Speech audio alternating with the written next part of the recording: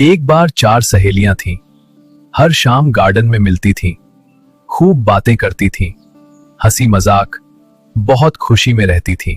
उनकी दोस्ती बहुत गहरी थी।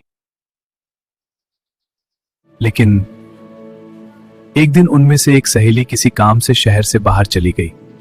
उस दिन शाम को 3 ही सहेलियां गार्डन में मिली। पहले सब सामान्य बातें कर रही थीं, फिर अचानक पहली सहेली ने चौथी सहेली की बुराई करना शुरू कर दिया।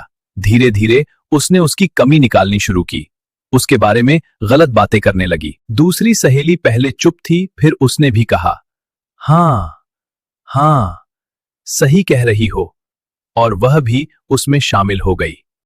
तीसरी सहेली सब सुन रही थी, लेकिन उसने न तो बुराई की, न ही रोकने की कोशिश की, बस चुप रही। उन्हें लगा यह तो बस एक छोटी सी बात है। उसी समय एक अदृश्य नियम काम कर रहा था, जिसे हम कर्म का हिसाब कहते हैं। जो चौथी सहेली पर एक कठिन परिस्थिति आने वाली थी, उसका हिस्सा बदलने लगा। पहली सहेली ने निंदा की थी, तो उसके कर्म का लगभग 50% भाग उसी के खाते में आ गया। दूसरी सहेली ने हां में हां मिलाई, तो उसके हिस्से में 20% आ गया।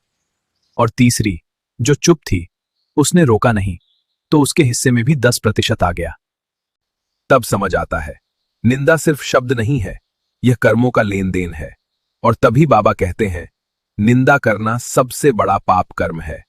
क्योंकि जब हम किसी की बुराई करते हैं, तो हम उसके दुख को अपने पास बुलाते हैं। अब आप बताओ, जब कोई किसी की निंदा करे, तो आप क्या करते हो? रोकते हो या चुप रहते हो या साथ देते हो? क्योंकि हर स्थिति में कर्म बन रहा है। ओम शांति।